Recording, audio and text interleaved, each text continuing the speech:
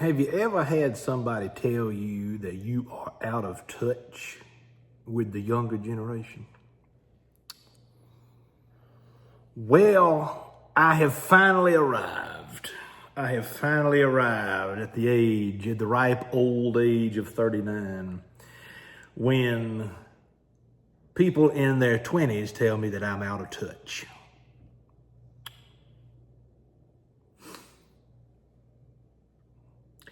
I made a video or post something recently explaining my concerns about this Nick Fuentes dude, who I just heard about last week for the first time in my whole life. And I don't think he's impressive at all. He's odd, he's bizarre. But that doesn't matter. What matters is the degree to which people will defend his behavior.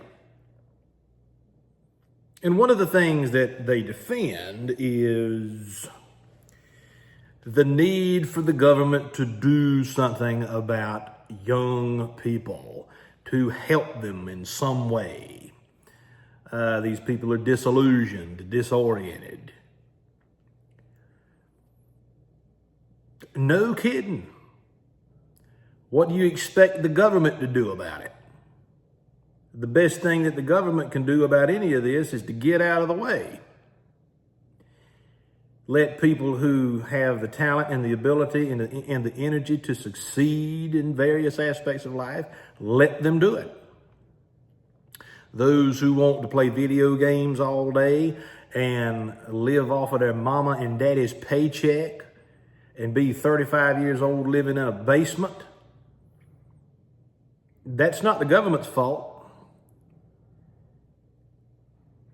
The government the government is actually in a better situation now than what it was when I was coming up in my early 20s.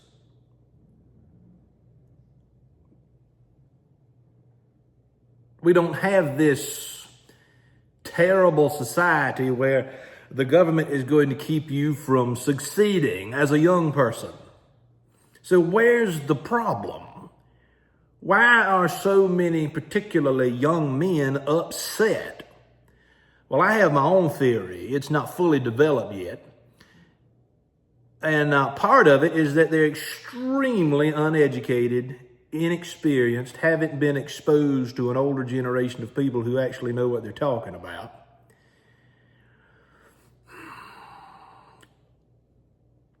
Why is that an older generation's problem? Well, it is an older generation's problem if you were not properly educated, if they didn't properly transmit an understanding of the world to you. But I'm starting to see, just through the simple comments that people make on my channel, where the mentality is with a lot of these people in their early 20s and maybe into their early 30s. I'm starting to see where the mentality, how these people think. One person, I think it was a young lady, made a comment just yesterday telling me that the older generation needs to listen to the younger generation. We need to pay attention to the grievances of the younger generation. And so that was too rich of a comment not to respond to. And so I said emphatically, no, I am not interested in listening to a younger generation. I don't care what somebody 18 or 20 years old thinks about foreign policy and how we should be running the government. Don't care. Your brain hadn't fully developed yet. It's just biological scientific fact. You don't have enough life experience under your belt to know how to explain your position in an articulate way that makes sense. You don't have enough of experience to know what a good position is. Most of the people who are in that age range now, they grew up with a technological world that taught them what to believe, not how to think.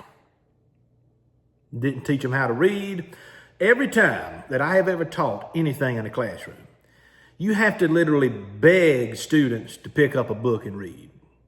Does somehow that change when you go to college or when you graduate college? Do you somehow reach a point where you've read it all? You're so educated now that you've got it all figured out? So what I told this person in the comment, I said, this kind of thinking reminds me of a John Wayne movie, The Cowboys. There's a beautiful scene in that movie when old John Wayne is dealing with a bunch of kids trying to get them ready to go on a cattle drive. And he points to a bullfight happening off in the distance. If you've seen the movie, you know the scene. He said, you see, the younger one's got more muscle, but the older one's got more experience. At the end of the fight, it was the older one that was left standing.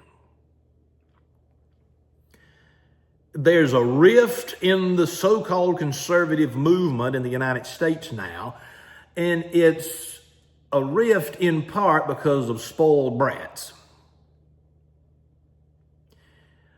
Why do I say that? What evidence? Okay, more than a few people are saying this. More than a few people who are following the Fuentes charade.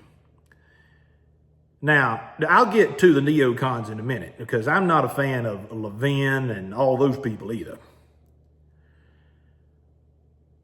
But all these younger people, they are saying things like this. What I've been saying is that we need to go back. We need to go back to an older interpretation of America and rediscover what that looks like.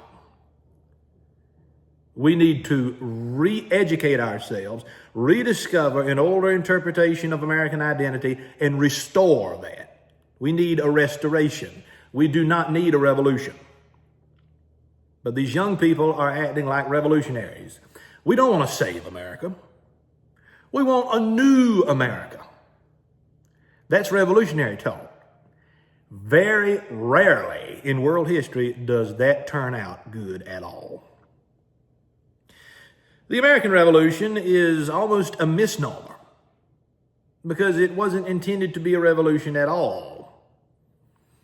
It was intended to strike the arm of tyranny from the larger body of liberty, the rights of Englishmen, the primary rule of government, the basis of common law. The way we think about society largely comes from British history. Zora Neale Hurston said this very perfectly many years ago. She said, even though we have people from different parts of the world who come to this country during the colonial period, it is in fact the English tradition of law and society that molds and shapes early America. So there's two different historical interpretations on this. And I'm really interested to see what the bonehead Ken Burns is going to come out with in his series. I haven't watched it, of course, so more on that later. But how do you talk about the American Revolution with a generation of people who have never studied it? They were not taught the American Revolution. They were not taught the meaning of the Civil War. Why? Because they didn't care when they were in school. They didn't care. I always knew when I was teaching history that if I reached the top 10% of the class, I was doing a good job, because the rest of them were completely oblivious. Just give me my degree, give me my piece of paper so that I can go and make a lot of money during the course of my lifetime. And now, I know, I even engaged the Novus Ordo TLM liturgy debate a few weeks ago. And one of the responses that I get from people who are almost TLM only folks is they say, well, young people are coming back to tradition. They want tradition.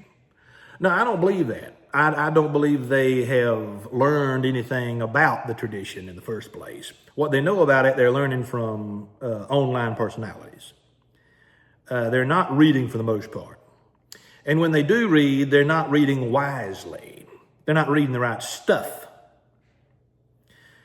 So what's happening is people in their late teens and their early 20s, particularly that college age group right now, their worldview is being shaped by the internet, not by study and genuine education.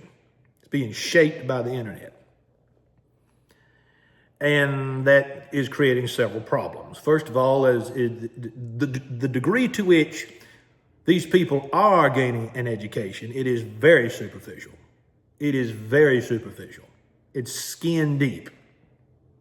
It's not getting to the heart of the problems of the modern world. It's not getting to the heart of the historical reasons why we are in a mess, not only in this country, but in Europe and other places around the world at the same time. But also, the internet is making us insensitive to the divine. We've lost sensitivity to the divine. You have to have some experience with the divine to be sensitive to it. A relationship with God. And how you talk and how you act, how you behave, it should reflect your relationship with God. One reason why I cannot tolerate this Nick guy. Can't tolerate him. The way he talks about women, the way he talks about other people that disagree with him, the way his language is so crass and uncivilized. If that's the type of person that people want in a conservative so-called leader, then you can count me out entirely. I will gladly retire to my rocking chair, pick my banjo on the front porch of my house, plant my garden, and reap the benefits of home life, and let the rest of the country go to hell in a handbasket. It's not worth it. It's not, because another thing here to mention, just another brief point. These people are looking for leaders. Why? Because they haven't figured out how to lead anything themselves yet. And this is not simply a problem on the right. It's even worse of a problem on the left.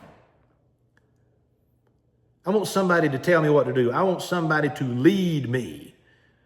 That's not what a self-governing republic is all about. You become the leader of your own life. You lead your wife and your family into a position of comfort and peace and security. It's your job as a man to make sure that you lead your own life. You elect people in government to represent your interest. You don't need somebody in the government to lead you into anything. Movements seldom get anywhere because when it's all said and done, there's more said than done.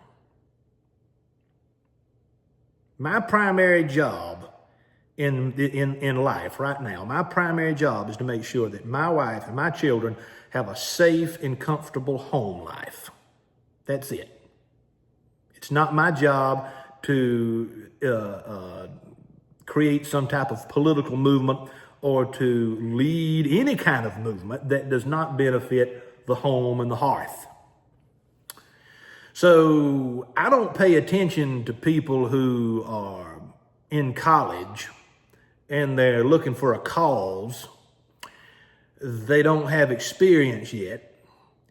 They've not developed a reputation for being people of integrity yet. The trials and the tests haven't come. No. And what's kind of spooky about all this is that we're disregarding the accomplishments of previous generations. I think one word that constantly comes up in these comments I'm seeing is that older people need to pay attention to the grievances of younger folks. What grievances? Somebody identify what those grievances are.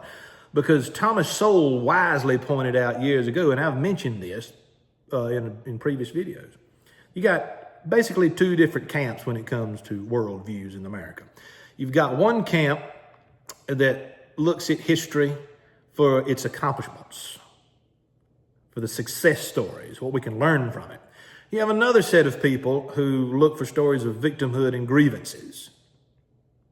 Well, first of all, it would be great if people paid attention to history at all. But I guess most young people today have fallen prey to the Henry Ford statement that history is bunk. Doesn't matter.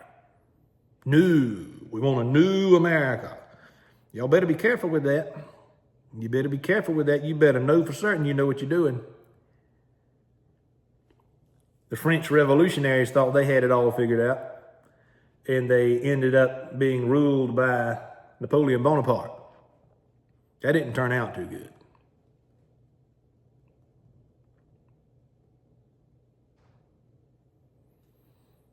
I'm trying to think of any period in American history where power doesn't corrupt. And I certainly can't think of anything, to quote Lord Acton, where absolute power does not corrupt absolutely.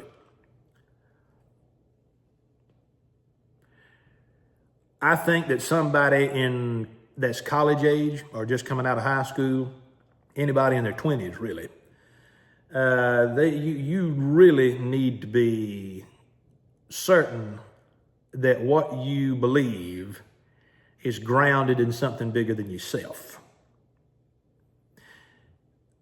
You need to understand that if you call yourself a conservative, then you have a responsibility to the generations that came before you. Your job is not to create something new. Your job is to preserve that which is useful and valuable from tradition.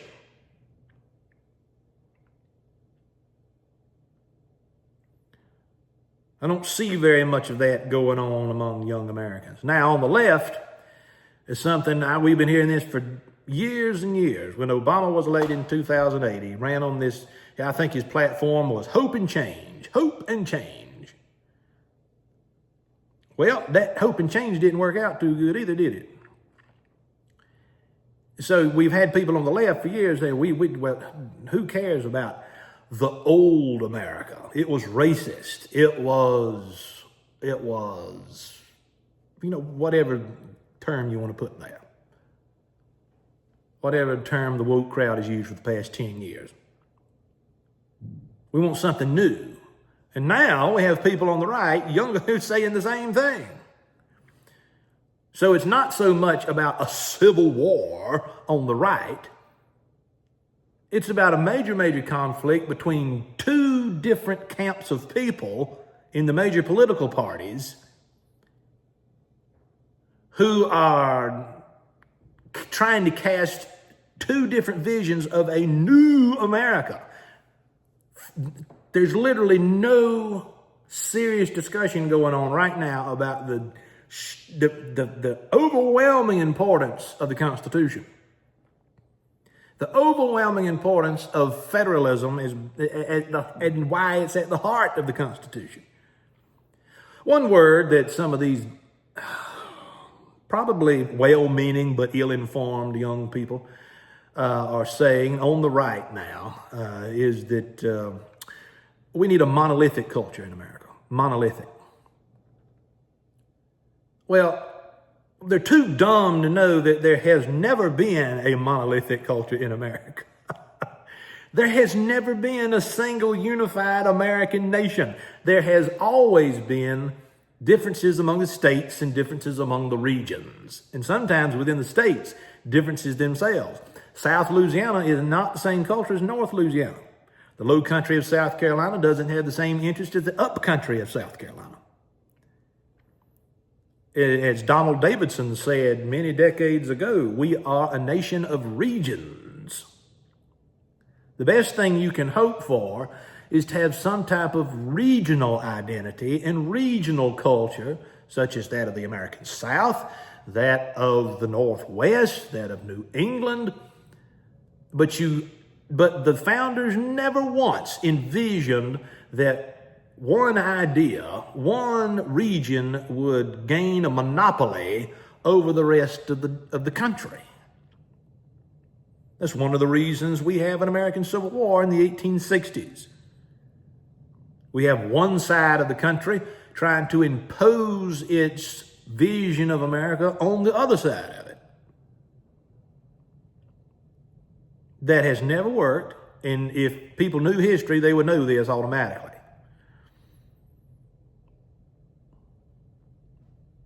So people call me a pessimist. Well, I don't know what you would call me. I'm certainly not optimistic about the political future of the United States. And I don't know that I have to be. And I think that we place far too much attention on what politics can and cannot do. Politics isn't going to fix your problems. If you're waiting on something to change in the government so that you can buy a house, so that you can get a good job, so that you can find a good wife, you're wasting your time. I mean, quite literally, you're wasting your life away. Spending so much energy thinking about the political persuasion or the political policy or the political future of one individual is not going to get you anywhere. You are placing all your eggs in one basket. It's hard to really get started as a young person in America now. We don't have generational wealth anymore. We don't have many families that or children that want to accept the business model of their parents, or they want to inherit a business or so forth from their parents. So you're on your own, but it can still be done. You don't need to rely on a political party to do it. There needs to be, if you want to talk about what needs to happen in the country on the whole, it needs to be cultural change. Political change isn't going to cause cultural change. It's the other way around. And that's going to take time, probably 30 or 40 years. Well, and this is not counterculture. I don't like that word. The Daily Wire uses that word. Several people in this new right movement are using this counterculture terminology. That's not the goal. The goal is to not counter the culture. The goal is to rediscover the original, genuine American culture and to restore it. A main part of that culture is limited government, strictly limited government. Have to put a tight rein on the government.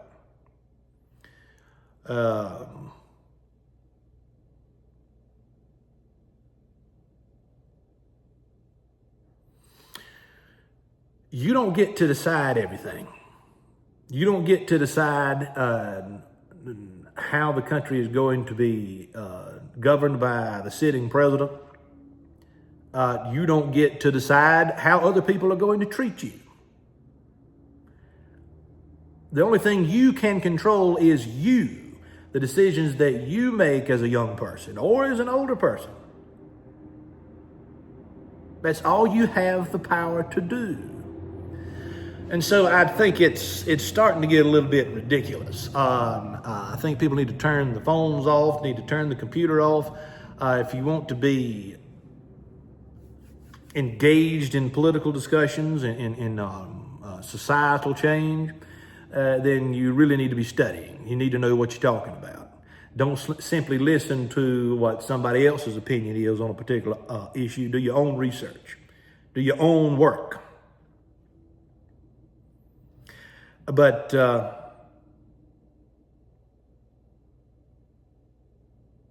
I'm not optimistic.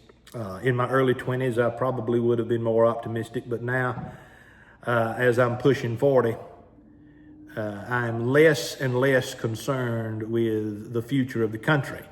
I'm more concerned with the future of my family. But the two go hand in hand.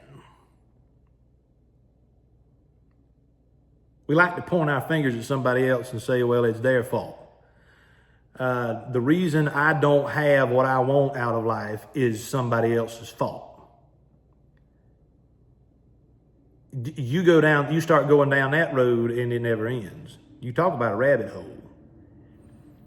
Don't blame somebody else for your problems and your mistakes, your shortcomings, and your stupidity. It is entirely your fault. If you come to the realization that you were not taught well, that you did not receive a good education, and you're a young man or woman in America, you live in a country where you can do something about that. So rather than becoming a troll online and trying to pick and choose which type of political persuasion you're going to follow because you falsely believe that that person with that persuasion is going to change the world, make it a better place for you, you're wasting your time.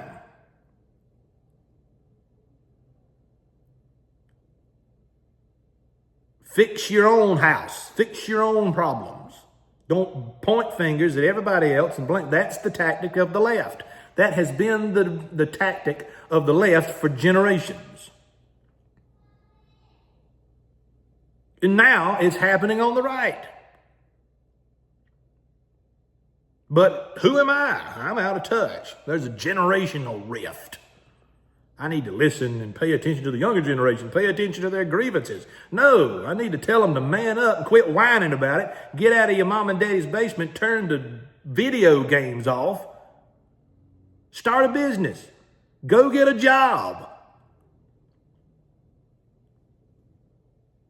Live within your means. Don't expect that you're going to be buying a new car tomorrow and you're going to be buying a 4,000 square foot house 2 years from now.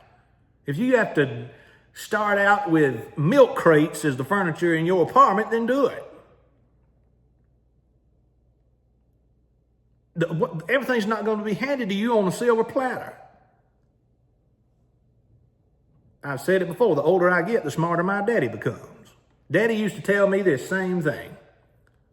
I was 18, 19 years old. You can't expect the world to hand you anything. You got to work for it.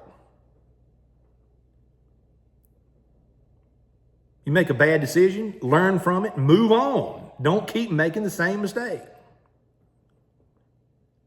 And stop thinking that the internet and the government's going to solve all your problems.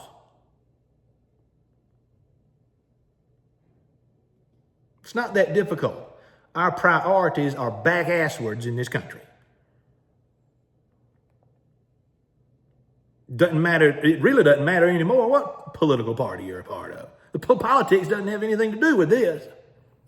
This has to do with a culture that is based on immediate gratification.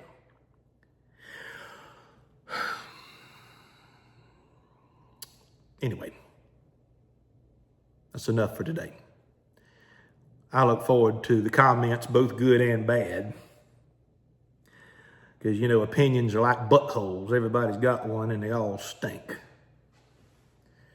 This is Alan Harrelson with the Pipe Cottage. Thank you for stopping by.